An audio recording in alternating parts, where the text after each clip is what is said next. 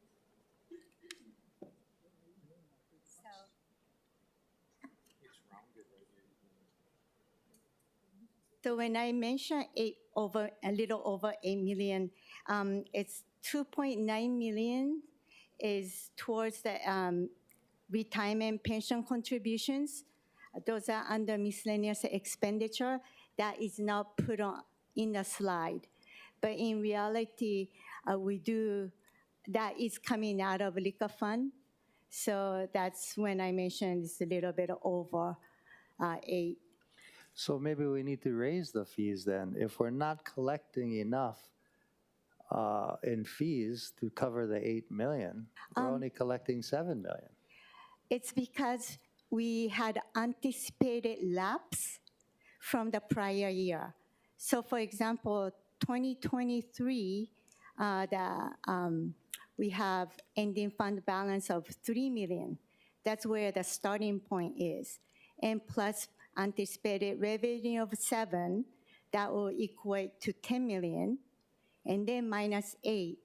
And then we make sure that that remainder, that new ending fund balance does not exceed 20%. If that's the case, we adjust the revenue, additional license fee to make sure we bump up the threshold to make sure we don't collect more than enough to have the ending balance of 20%. It sounds like you're counting the previous year's revenues towards the next year's revenues. Is that how we're supposed to do it? Yes, or that's just how you do it?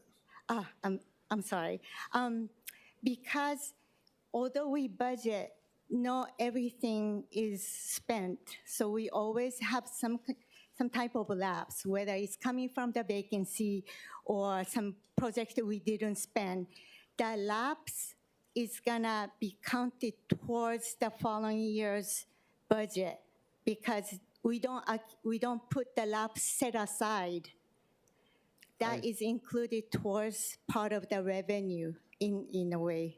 I see. Well, if you look at your operating budget for 2023, the actual is only 2.8 million. So that's what you're talking about. You're asking us to appropriate 4.7 when you only spent 2.8 last year. So that, however, the public sometimes misunderstands that, oh, we didn't use and then there's a lapse. What happened to those lapse?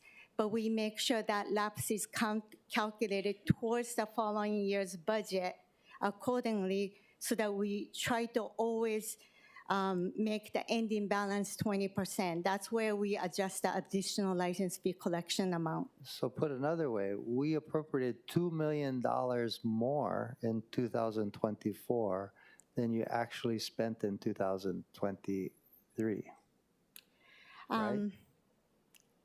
So should we cut your budget by 2 million to be more accurate? I'm sorry? Yes. Majority of that lapse actually come from the vacancies, and we intend to fill, as our administrator stated earlier. Before, it was even a year before, it was over 40%. This year down to 40%, but prior was probably like 43%. Now we are trying to go down to filling all vacancies. So the other lapses are rather small. Yeah, okay, thank you. Thank you. Councilmember Tupola, followed by Councilmember, Councilmember Tupola. Thank you. You know, I had the similar discrepancies as Councilmember Waters and Councilmember Say just brought up. So one follow-up question, see where you say revenue detail? We just went from 7 million to 8 million to 10 million. So when you guys do the revenue detail, would it hurt to just put in there a line that says money lapsed from previous year? You guys are different from other departments that have an annual budget that just gets swept and then goes back to the general fund. You don't have that. So I would recommend that under revenue detail that you guys add a line item that says how you're using lapsed money from the previous year so that we can see the full picture. Would that be possible? Am I getting that right? That when I look at the revenue detail page, I should assume that licenses, charges for services, fines, miscellaneous revenue, plus previous year lapse is what you're operating off of? It's possible for us, sorry. it's possible for us to do that, to provide you with more information so it's more transparent as to what happens Yeah, with the, I think verbally you guys said it. Verbally you guys said that's what you're doing. So I think for transparency, that'd be good to add that. And then I think, on the next page where you have annual gross liquor sales, although this might be good for us to know, this is not as important to know as how you guys have changed license fees over the years. And the only reason I'm saying that is because the gross liquor sales across all of Honolulu doesn't affect us, but how you've changed the liquor licenses to adapt to the amount of excess money that you have and how you're giving it back to the licensees is something that we're responsible for. Okay. So just a suggestion on that page. And then I guess to the next page with the operating budget comparison, Chair Waters is bringing up FY 2023, 2.8 million, then FY 2024, 4.7 million, and then what's being proposed is 4.9. So we jumped up 2 million between FY 2023 and FY 2024. What was that 2 million jump? Is that just for salaries? I believe that's the case, yeah. And so you're just trying to maintain those salaries that you guys added from FY 2024?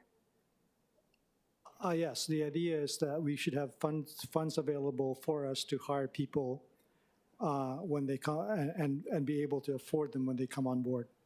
So you guys have 53 positions. So are you telling me that in FY 2023 we had maybe 25 positions? Because this is, or 30 positions?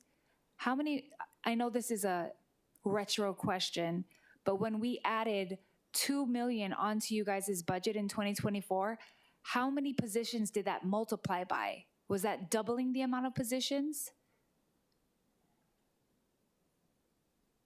No, I think for us, we've always had a 53 position count, right? Since 2023? Yes, right. It's been stable. I'm sorry, Council Topola, I missed your question. No problem. I asked in FY 2023, we appropriated 2 million for salaries, and then in FY 2024, we appropriated 3.5 million. So how many additional positions were created, or was this solely salary increases? That increase from 24 to 25 is solely collective bargaining agreement. Increase. 23 to 24. It's not the increase, it's the same amount of vacancy, positions we have, but due to the vacancy. So you're saying the collective bargaining is what brought it up to like 1.5 million? Oh, no. The 2 million is the actual salaries. So it's lapses from the vacancy. The 2 million is actual salaries, and then we lapse from the vacancies. Because there's more than 20 positions, like probably about 23, 25 positions vacant. So those salaries weren't used. But we budgeted same amount of salaries for next 2 fiscal years because we intend to fill those vacancies. I see. So there's money floating that's not being used, and you're asking that you guys can fill it, of which of the 53, you're saying you think you can fill 32, or? We tend to fill 12 positions by the end of this fiscal year. That will leave with 9 investigator positions, which is on continuous recruitment, and we intend to fill all 9 positions by the end of fiscal year 25. Okay, thank you so much. Thank you, Chair. Thank you very much. And in addition, going back to maybe about 45 minutes ago when Councilmember Tupola brought up the breakdown of certain things, I don't know if we could work together on finding a departmental communication so that the rest of the council can receive that breakdown as well. Okay, thank you. Okay, next, okay, members, any other questions? Council Chair Waters. No questions, more of a comment that perhaps we should work with our counterparts at the legislature to keep some of those funds so that we can use them for HPD at the prosecutor's office. Because there's a lot of alcohol-related crimes that are happening, and the city has to bear the burden of financing these departments. So just a thought, right? But that would be incumbent on us to go over there and That's a good question. That's a good point. I just wanted to state that. Okay, thank you very much. Members, any other questions or comments? Okay, thank you very much.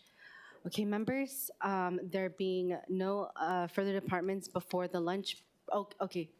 Okay, hold on one moment. We won't have any other departments right now, but I'm going to kick it over to Council Chair for an announcement before I make my ending recess remarks. Wonderful. Thank you so much. Members, as you know, the city is participating in the food bank food drive. Downstairs in the multi-purpose room, you can get a hot dog, a drink, and chips for $6 that will go towards the food bank. So if you are still hungry, please head down there and enjoy a hot dog. Okay, thank you. Okay, members, we are in recess at 1:17 and we'll come back at 2:17 p.m.